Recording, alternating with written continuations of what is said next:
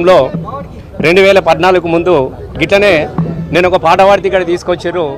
మళ్ళీ నాకు గుర్తొస్తా ఉన్నది ఆ పాట. ఆ రోజు ఇక్కడే గచ్చిబౌలి పోలీస్ స్టేషన్ ముంగట నేను ఒక పాట పాడిన.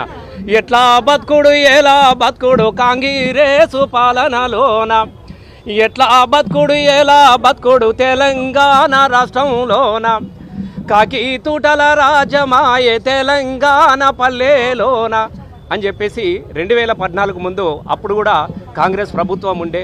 గిట్లనే అరెస్టుల మీద గిట్లనే నిర్బంధాల మీద ఎట్లా బతుకుడు అని చెప్పేసి పాటలు పాడినటువంటి సందర్భం పోవాలి.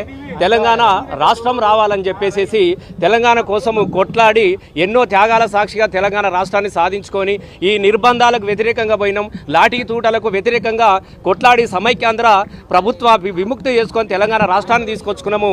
ఇట్లాంటివి ఉండొద్దని చెప్పేసి 10 సంవత్సరాలుగా ఎలాంటి నిర్బంధాలు లేకుండా బతికినటువంటి తెలంగాణ ప్రజలకు ఏ స్వేచ్ఛ కోసమైతే తన ప్రాణాలను పనంగా పెట్టి తెలంగాణ రాష్ట్రాన్ని సాధించుకున్నామో ఇవాళ మళ్ళీ ఆ నిర్బంధాలు చూడడం అనేది చాలా దురదృష్టంగా మేము భావించుకుంటా ఉంటున్నాం. రాజశేఖర రెడ్డి పాలన చూసినాం, చంద్రబాబు నాయుడు పాలన చూసినాం, రోషయ్య పాలన చూసినాం, కిరణ్ కుమార్ రెడ్డి పాలన చూసినాం.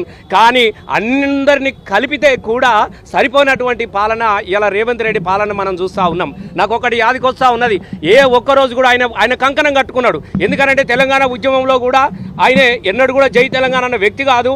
చంద్రబాబు నాయుడు పార్టీలో చివరిదాకా ఉండి తెలంగాణ వచ్చిన తర్వాత కూడా చంద్రబాబు నాయుడు గుర్తు మీద పోటీ చేసినటువంటి వ్యక్తి. బహుశా ఆయనకు అప్పుడే అనిపించినట్టున్నది, తెలంగాణ వచ్చింది కాబట్టి నాకు అవకాశం వస్తే ఈ తెలంగాణ సర్వనాశనం చేయాలి, తెలంగాణను అల్లకల్లోలం చేయాలి, తెలంగాణలో నిర్బంధాలు పెంచాలని చెప్పేసి తెలంగాణ ఉద్యమంలో ఆ రోజున తనే స్వయంగా తుపాకీ పట్టుకొని బయలుదేరితే ఇలా అధికారాన్ని మట్టుపెట్టుకొని పోలీసులను అడ్డం పెట్టి మళ్ళీ తుపాకీ రాజ్యం చేయాలని చేసి చూస్తున్నటువంటి వైనము ఇలా రేవంత్ రెడ్డిలో మనకు కనబడతా ఉన్నది. ఇలా ఒకటి గుర్తు చేసుకోవాల్సినట్టు అవసరం ఉన్నది. సంవత్సరం వచ్చినది, విజయోత్సవాలు చేస్తున్నాం అని చెప్పేసి వాళ్ళు జిల్లాలకు వెళ్ళినప్పుడు అక్కడ మంది రావడం లేదు. బస్సులను పెట్టి భయభ్రాంతులను చేసి పైసలను పెడితే తీసుకొస్తే కూడా ఇట్లా నిలబడి అట్లా వెళ్ళిపోతున్నారు. కాబట్టి ఆ అక్కసుతోని ఇవాళ మళ్ళీ మాకు బీఆర్ఎస్ రూపంలో ఒక ప్రమాదం పొంచి ఉన్నది అన్నటువంటి ఒక అక్కసుతోని ఇవాళ బీఆర్ఎస్ పార్టీ యొక్క ఎమ్మెల్యేలను, బీఆర్ఎస్ యొక్క పార్టీ కార్యకర్తలను టార్గెట్ చేసుకుంటూ ఇవాళ మళ్ళొక్కసారి భయభ్రాంతులను చేసే ప్రయత్నం కూడా జరుగుతున్నటువంటి విషయం మనకు కనబడతా ఉన్నది. నిన్నటికి మొన్న మా కరీంనగర్ జిల్లాలోనే మానకొండూరులో కూడా ఒక సభ జరిగింది. ఇక్కడ ప్రజా ఉత్సవాలు అని చెప్పేసి ఇలా కాంగ్రెస్ నిర్వహిస్తూ ఉంటే ఇది మాకు సంవత్సరికం అని చెప్పేసి ప్రజలు నిర్వహించుకుంటున్నటువంటి సందర్భం కనబడతా ఉన్నది. ఇలా అధికార పార్టీ విజయోత్సవాలు అని చెప్తున్నది కాబట్టి అనుకుంటారు. కానీ ఇలా ఏ పల్లెకి వెళ్ళినా, ఏ తల్లిని అడిగినా, మీరు ఎక్కడికన్నా దయచేసి పాత్రికేయ మిత్రుల సాక్షిగా చెప్తున్నా మీరు కూడా అడగచ్చు, ఇది మాకు సంవత్సరికము, మాకు ఇది ఏడాది దినము, ఈ పీడ ఎప్పుడు విరగడవుతుందో అని చెప్పేసి ఇలా ప్రజలు ఎదురు చూస్తున్నటువంటి సందర్భంలో ఇలా గతంలో వాళ్ళు ఇప్పుడు సుమారుగా ఒక 5 రోజుల నుంచి 6 రోజుల నుంచి ఈ ఉత్సవాలు జరుపుతూ ఉన్నారు. ఎట్లా జరుగుతున్నాయో కూడా మీ అందరికీ తెలుసు.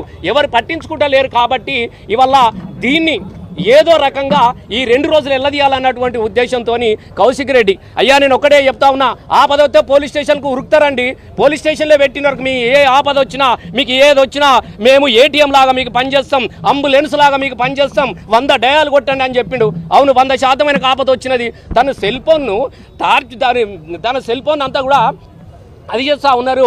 ఇలా మాకు ఇబ్బంది జరుగుతూ ఉన్నది అని చెప్పేసి వలన పోలీస్ స్టేషన్కి వస్తే ఏ ఎస్ఐని ఏ సిఐ అయినా కానీ కాగితం తీసుకోవాలి. నువ్వు కేసు తర్వాత విషయం, నువ్వు తీసుకోకపోగా ఒక ఎమ్మెల్యే మీద ఎవడన్నా కేసు పెట్టడానికి వచ్చేటప్పుడు కూడా కేసు పెట్టి నేను సినిమాలలో కూడా చూడలే, ఏ సినిమాలో కూడా చూడలే. ఎవరైనా ఎస్ఐ లోపలికి రాగానే మాట్లాడతారు, బెదిరిస్తారు. కానీ బయటనే ఇది పూర్తిగా రేవంత్ రెడ్డి డైరెక్షన్లో జరుగుతున్నటువంటి ఒక కుట్ర కేసు.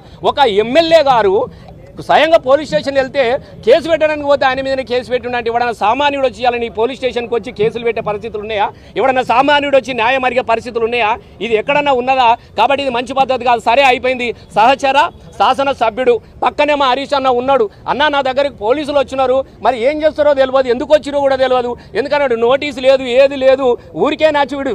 నిజమైన పోలీసులా లేకుండా పోలీసులు ఏషాలు వేసుకొని వచ్చిర్రా, ఎట్టడో చేస్తున్నారు, నాకు భయం అవుతా ఉన్నది అని చెప్పేసి హరీష్ అన్నకు ఫోన్ చేస్తే పక్కనే ఉన్నటువంటి ఆయన ఒక మాజీ మంత్రుడు, తెలంగాణ ఉద్యమకారుడు, హరీష్ అన్న లేని ఉద్యమాన్ని చూసి అయ్యాన్ని మేము ఒక్కడే చెప్తున్నాం, అసలు వీళ్ళు ఎంత విచిత్రమైన మనుషులు అంటే గీ లాఠీలు తూటాలు కొత్తనవా మేమే కదా లాఠీలిరిగిన ఓహో లడాయి మానం ఓహో పిడుగులు పడ్డా ఓహో మడుమలు దిప్పం సమాజహితమై సాగే పోరుల చావోరేవో తేల్చుదాం జై బోలో తెలంగాణ అని వేలాది మంది పోలీసుల నిర్బంధాల మధ్యన జైబోలాని పాటలు పాడి ఎన్నిసార్లు జైల్లోకి పోలేదు, ఎన్నిసార్లు పోలీసు లాఠీ తూటాలు మేము తినలేదు. ఇదొక లెక్క కాదు. కానీ ఏదైతే నువ్వు తెలంగాణ ప్రజలను అవమానించే విధంగా నువ్వు ప్రవర్తిస్తున్నావు, తెలంగాణ ఉద్యమకారులను అవమానించే పరిస్థితి ఇలా ఆ విధంగా ప్రవర్తిస్తున్నాం కాబట్టి చెప్పేసి ఇలా ప్రశ్నిస్తూ ఉన్నటువంటి సందర్భంలో సహచర శాసనసభ్యుడు కదా అని పలకరియడానికి పోతే హరీష్ అన్నను పొద్దుగాల తీసుకొచ్చి లోపల కూర్చుని పెడతారా? ఇది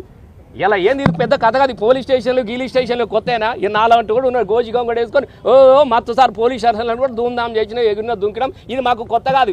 1000 కేసులు కాదు, 1,00,000 కేసులు పెట్టుకొని 1,00,000 సార్లు తీసుకొచ్చి లోపల కూర్చుని పెట్టు. ఉన్న పోలీసులు అంతా బాధపడతా ఉన్నారు లోపల. నిజంగా నాకు చాలా ఇలా మేము గర్వపడతా ఉన్నాం తెలంగాణ ఉద్యమ బిడ్డలుగా. అన్న తెలంగాణ రాష్ట్రం వచ్చింది కాబట్టి ఇలా మేము ఇక్కడ ఉన్నామని కొంతమంది, దయచేసి కొంతమంది కేవలం పాలకులకు తొత్తులుగా వ్యవహరిస్తున్నటువంటి పై ఆఫీసర్లు కొంతమంది కానీ లోపల ఉన్నటువంటి సామాన్యమైనటువంటి వాళ్ళందరూ కూడా చాలా బాధపడతా ఉన్నారు. సార్ మేము ఇట్లా చూడలేకపోతున్నామని. ఈ సారు ఈయన సాక్షాత్తు ఒక మాజీ హోమ్ మినిస్టరే. అరే ఎవరికి కూడా కనీసం అది లేదు, ఇంత గౌరవం లేకుండా ప్రవర్తించడం అనేది చాలా ఇది మంచిది కూడా కాదు. ఈ రాష్ట్ర ప్రభుత్వానికి కూడా మంచిది కాదు. మేము ఒకటే చెప్తా ఉంటున్నాం. కాళోజీ గారు ఒక మాట చెప్పిండు, ప్రాంతం వాడు ద్రోహం చేస్తే ప్రాంతంలోనే పాతర పెడతాం, ప్రాంతేతరుడు ద్రోహం చేస్తే ప్రాంతం అవతలి దాకా తన్ని తరుముదామన్నటువంటి కాళోజీ కలం సాక్షిగా ఈ ప్రాంతం వాడు ద్రోహం చేస్తుంది కాబట్టి మళ్ళా ఏడాది దినం వరకల్లా ఈ ప్రభుత్వానికి తగిన గుణపాఠం తప్పకుండా ఇవాళ నువ్వు తీసుకున్నటువంటి నిర్ణయంతో తప్పకుండా నీకు గుణపాఠం తప్పదని చెప్పేసి మేము హెచ్చరిస్తూ ఉన్నాం. ఖచ్చితంగా మేము చెప్తా ఉన్నాం.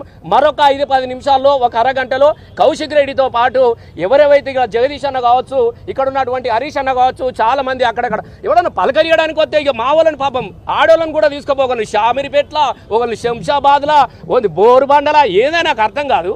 ఏం దొంగతనాలు చేసిరా? ఏమైనా ఇంకేమైనా పని చేసిరా? అరే ఒక ఉద్యమకారుడు, ఒక మాజీ మంత్రి ఇక్కడ తీసుకొచ్చిరని పలకరించుకొచ్చారంటే ఇక్కడ నుంచి బస్సులు పెట్టిరు, ఇంకా నడువురు ఎక్కిరని. ఇది మంచి పద్ధతి కాదు. తెలంగాణకు కూడా ఇది మంచిది కాదు. ఇది తెలంగాణ రాష్ట్రంలో ఇట్లాంటి మేము చూడలే. ఎప్పుడన్నా మేము తెలంగాణలో ఉద్యమం చేసే తీసుకుపోయి కూర్చుని పెట్టిరు, మాట్లాడి పంపించారు. కానీ ఇదేందండి నాకు అర్థం కాదు.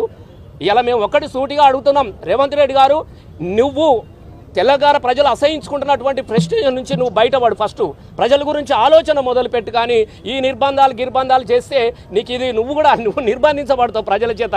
మొన్న చూసినావు కదా లగర్చర్లో ఏమైపోయిందో మీరు చూసినావా?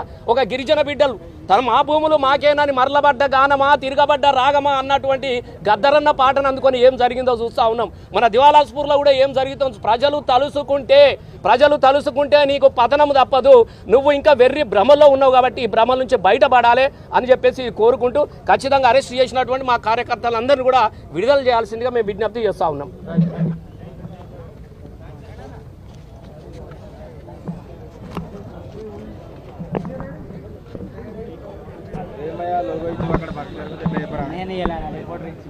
రిపోర్టర్ ఇచ్చాడు. ఇది 20 వ్యాన్ అని అయితే అసలు మామూలుగా లేడు. పొద్దున్న పక్కనే ఉన్నావు. పొద్దున్న